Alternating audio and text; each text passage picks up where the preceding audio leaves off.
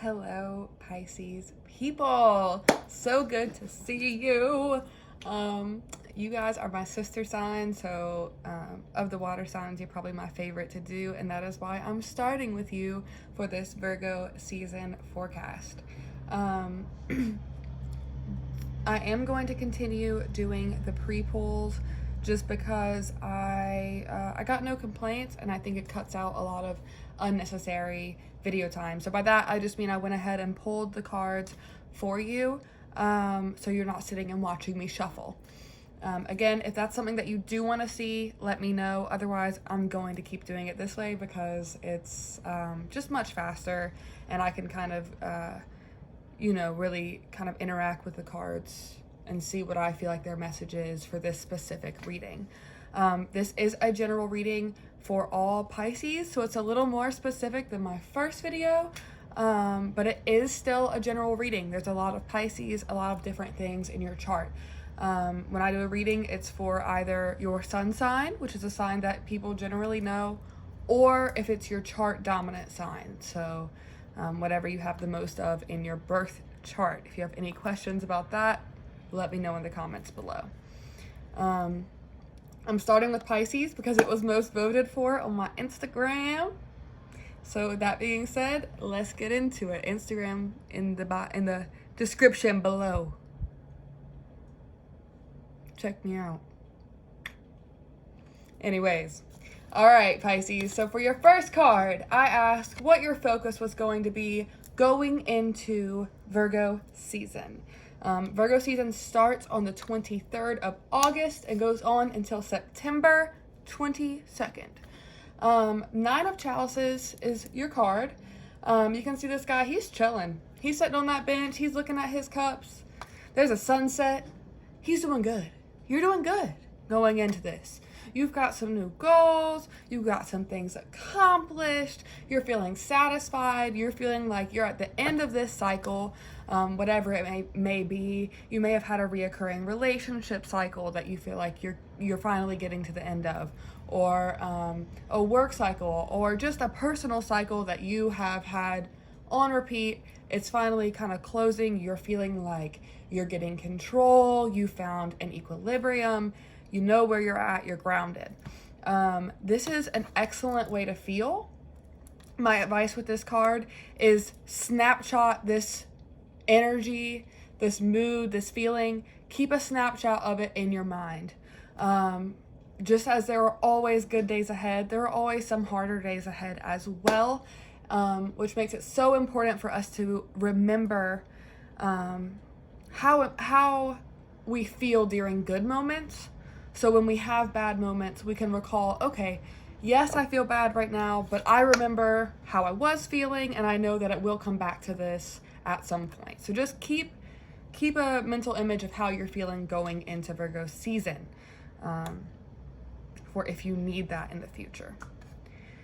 Next up, I asked, what obstacles would you incur? This is the Two of Wands. A very introspective card. This is, as with any two, pointing towards a choice that has to be made.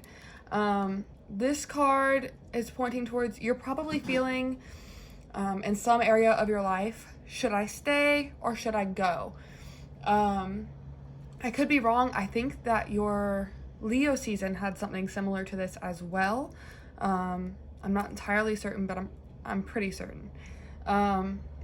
So there's still something going on in your head where there's a sense of familiarity, a sense of comfort in this thing that deep down you may feel this is not serving me.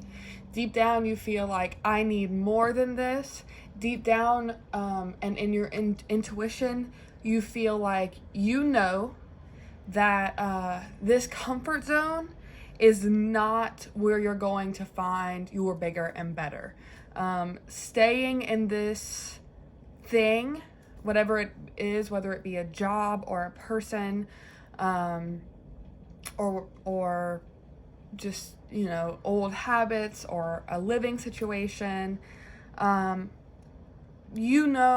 believe, Pisces, that this situation is is not exactly where you want to be. And I think you know that you need to get out of it, but you're scared to leave it behind entirely. So there's some hesitation there. My advice to you for that card is to take the steps out into whatever end of cycle you're coming to. You need to make sure you're sticking to it. And that goes even more into depth when we look at where your goals are going to be. So when I asked for your goals, you actually got 2 cards, Pisces. I got the 8 of Pentacles, which Pentacles of these cards are freaking beautiful. I love them. And the Queen of Swords. Both of these are about work. Both of these say that you're going to have some work to do. The 8 of Pentacles popped out first. 8 of Pentacles says you're starting to see the fruits of your labor. She has flowers, they're blooming, she's watering them, but the emphasis is on the fact that she's still watering them. Yes, you're in a moment of peace. Yes, you see the good that is here. You see your work coming to fruition. But if you just sit here and you're like, oh, I won already, that's not enough. You have to keep working. This card points to being, you're good enough to essentially be a worker. You're a novice, but we're trying to get to being the master of this situation. We want to be the boss of your situation. We aren't trying to be just an employee, just someone who's good enough. You're trying to get to that full end goal. So keep working at it. You're not done. Your work is not done on this issue, whatever choice it may be. Queen of Swords, one of the most badass cards in this deck, in my opinion. Queen of Swords says you don't have the room for excuses anymore. You've used all the excuses. You know what's good, is essentially what the Queen of Swords says. You know what's good, and it's up to you to decide if you're going to enact it. At this point, excuses and just like all these complaints or things like that, it's bullshit at this point. This card is calling you out. This card says, honey, you know what's up. Are you gonna do the things you gotta do? Use your intuition, use your intelligence. This card says you know what's up. You just gotta do it. And for the outcome, you got the Devil card. Devil card always does strike up in my mind. It could be a Capricorn that you're dealing with. I'm guessing just from this reading that it's either a Capricorn or someone with fire in their chart. So that'll be Sagittarius, Aries, Leo. I'm seeing a lot of emphasis when I was looking at it on, Capricorn or fire signs. So Sagittarius or Aries specifically.